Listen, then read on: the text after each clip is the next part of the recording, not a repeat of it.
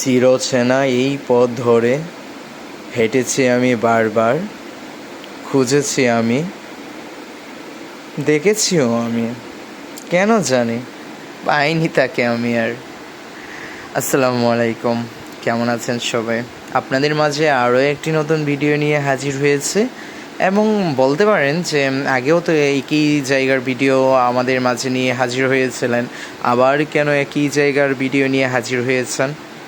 কেন হাজির হয়েছে? এই তো কারণ। আসলে এই যে সূর্যাস্তের যে দৃশ্যটুকু এবং তার মাঝ দিয়ে একটি ছোট্ট বিমান উড়ে যাচ্ছে, সেই জিনিসটা আপনাদের সাথে শেয়ার করার উদ্দেশ্যে আবার ভিডিও ধারণ করা।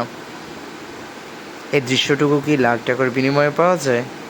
আদতেও সে এরকম কিছু হয় না। তবে জীবনে চলার পথে যখনই যা হয় না হয় সেটা তুলে আনার চেষ্টা করি, আপনাদের সাথে শেয়ার করার চেষ্টা করি, এতটুকুই। তবে একটা কথা আছে, যদি তোর ডাক শুনে কেউ না আসে তবে একলা চলো রে। আসলে একলা চলা যায় না, আবার একলা চলাও যায়।